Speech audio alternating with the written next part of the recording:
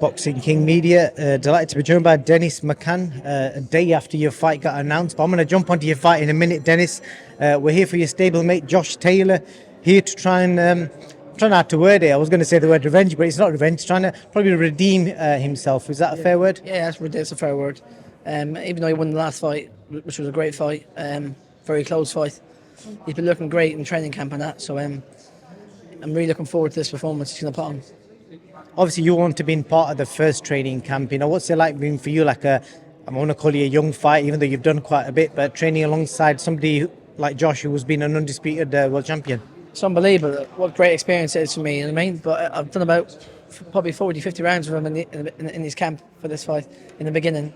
It was great just to get that experience off him, you know what I mean? And learn a few tricks and pick up a few things off him. But yeah, what a great experience. You know, when you say that great experience, what is it exactly you learn of somebody like Josh, he's fought some of the best of his era? Just the tricks and little small things, you know what I mean? Like What tricks? when you throw a right hook, you miss him and hit you with an elbow, and I'm joking. Nah, it's just that world class experience. You can't buy it, you know what I mean? But yeah, I'm just really looking forward to this fight, to be honest with you. Just for clarity, he was joking about the elbow because there'll be somebody sat there going, "All right, that's what they do." Yeah. So, how do you think this fight will unfold? Because obviously you saw the first one. What do you think will be different about this one?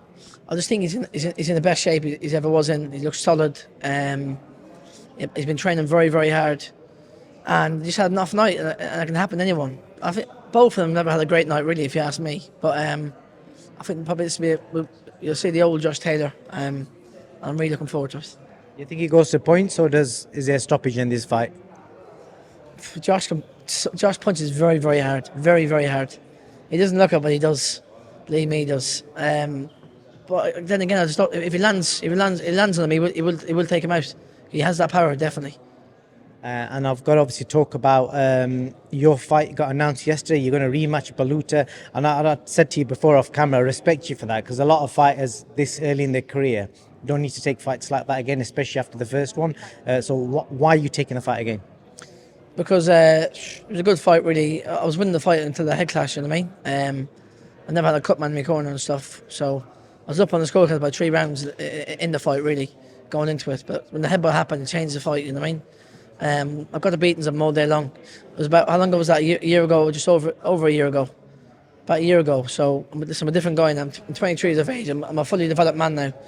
When I fought him last time, I was a boy. And yeah, I'm definitely going to do a job this time.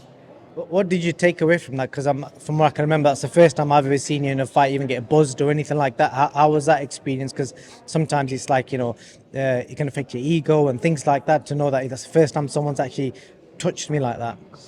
We're fighting, man. Maybe if you're going to go swimming, you're going to get wet, you know what I mean? I always prepare for that anyway. Just getting caught early.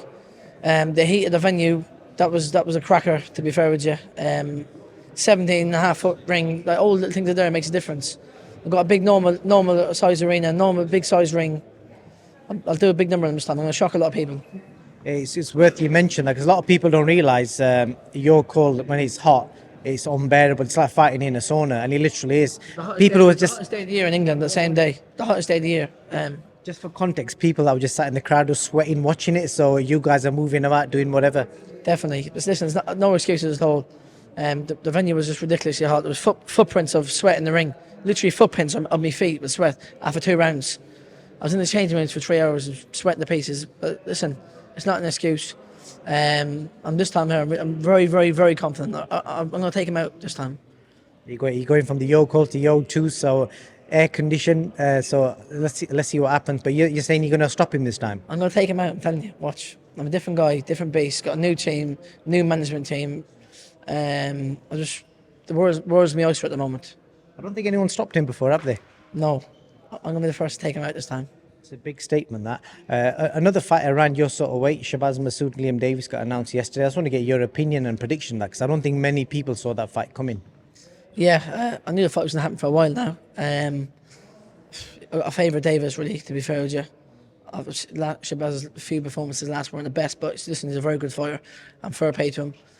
2 undefeated guys putting it on the line. That's what we all like to see, don't we? What do you think happens?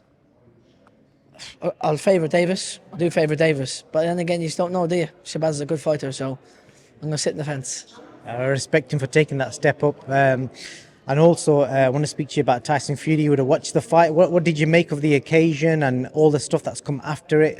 What did you make of the fight? I thought it was a fantastic fight, and I think Fury's got probably one of the biggest balls I've ever seen, to be honest. I don't know why he's getting slagged off by a lot of the public. I think it's ridiculous for what he's done for British boxing. He put British boxing on back on the map. He put the heavyweight division back on the map as well. I think it was an unbelievable fight. Usyk is just a legend, you know what I mean? He's a legend. But I think the corner work just kind of lost him the fight as well. Too many voices and stuff, but only he knows, you know what I mean? I'm looking forward to the rematch. Hopefully it happens. It's interesting you mentioned that. I want to get your opinion on it. Obviously, you're a fighter, you're in the corner, so you know when you're getting told instructions in the corner, only you can tell me in the heat of the moment. Do you actually register any of it, what you're being told? Not when you have too many voices like that there, you know what I mean? Your headbeat's all over the place. You need to listen to one voice and one voice only, which is probably Sugar Hill, who's the main man. But only he knows. I'm only a fan on the outside looking in. That's my opinion. Because I think he had 3 trainers for the Wilder fights. He had Ricky Hatton, Ben Davison and Freddie Roach. And it's weird because obviously at that time it worked. Yeah. So, as I said, it's my opinion. My opinion means not, does it? But yeah, it was an unbelievable fight. To be honest, I do think Fury could do him in a rematch. So it's still possible he could do him in a rematch. But then again, Usyk's his IQ is unbelievable. What a guy! What a guy! Obviously, you as a southpaw, what did you pick up from Usyk just watching him?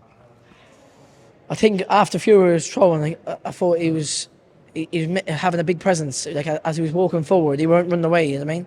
So he was making Fury feel pressured, with his pressure, but just by his front foot pressure, and walking Fury back to the ropes. And it was so clever. I can't really explain it, but as a southpaw myself, what he does, I've often tried to do things like that myself. He's a genius. I think a lot of people were surprised by the fact that a smaller man just walking forward towards a bigger man. You would have expected it the other way around. How good have you got to be to do something like that? It's unbelievable, isn't it? It's unbelievable. He's a credit to his country and he's credit to the whole boxing world and the whole world. Good man. Dennis, any last words before I let you go?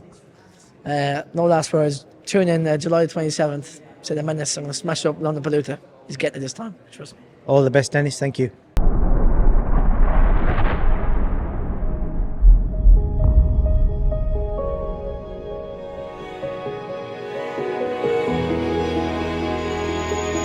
Thank you.